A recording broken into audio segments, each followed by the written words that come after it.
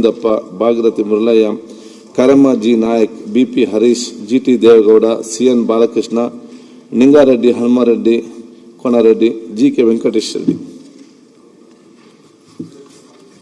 ಪ್ರಶ್ನೋತ್ತರ. ಭರಮಗೌಡ ಆಲ್ಗೇಗೌಡ ಕಾಗೆ, ತನ್ವೀರ್ ಸೇಠ್. ಪ್ರಶ್ನೋತ್ತರ.